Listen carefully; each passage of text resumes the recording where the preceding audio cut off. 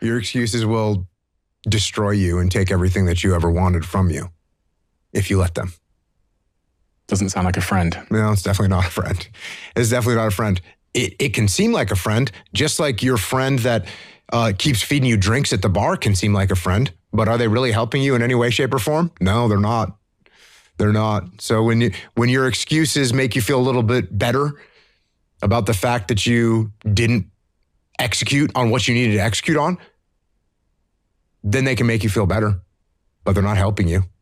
They're not helping you at all. It's hard work. It's helping other people out. It's studying hard. It's doing the best that you can in whatever endeavor you're undertaking. It's all those things. And one of, I think, the most important underlying messages, and probably the most important underlying message, is that you can decide who you want to become, and you can become that person. You don't have to be weak. You can work out and you can become stronger. You can eat better foods. You can study and you can become smarter. You can learn how to swim, and you can learn how to fight and defend yourself. And so you can actually become, through hard work and through discipline, you can become who you want to become. Start now. Throw that bag of Doritos away. Get rid of it. Go do some push-ups. Go spend $12 at the hardware store and hang up a pull-up bar in your room and start doing pull-ups. And if you can't do one pull-up, hang on that bar. And you're going to start to get a little bit stronger. You're going to start to get a little bit healthier. You're going to start to get more focused. You're going to start to become more resilient. And you're going to start to be able to do a pull-up. And you're going to start to eat healthy all the time. And you're going to start to understand the world better. And you're going to start to progress in every aspect of your life. And you'll see that if you have that kind of discipline right now, you're going to end up with freedom.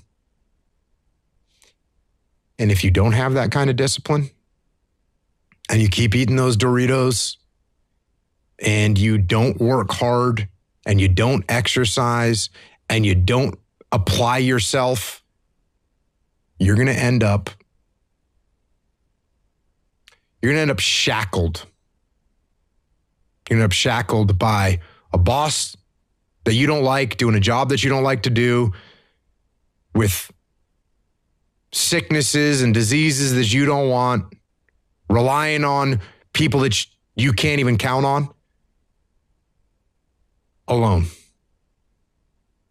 And you don't have to. But if you have discipline, you will attain freedom. Just get up, move towards that challenge, whatever that challenge is. Move towards that challenge and go attack it. And you may be successful and you may not be successful, but you will be better. And the next challenge, you're going to be more prepared for. I'm a hard worker. I was never great at anything. Like as a kid, I wasn't the fastest. I wasn't the strongest. I wasn't the smartest. But I did know that I could work hard. I had to work hard.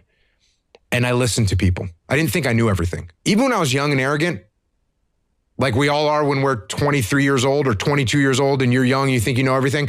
Even then, I always had that little you don't know everything. And I think that humility played a big role in me being able to be successful, because I was never afraid to say, hey, I'm not 100% sure what to do right now.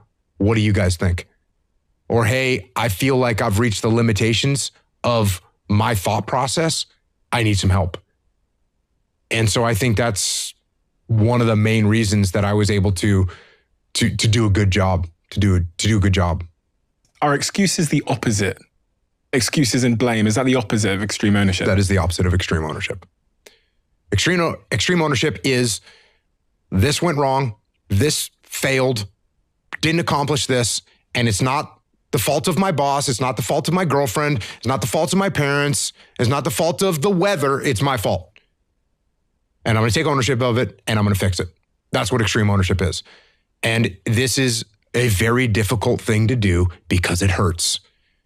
Because when you look around at your life and you look around at your job and your financial situation and your relationship and your physical health, and when you look at all those things and all the problems that you may have with those things, and you say, the reason I have all those problems is because of me, that can hurt. That can sting. And a lot of times our ego rejects that and makes excuses and lies. And then we don't have to change anything. And then nothing changes.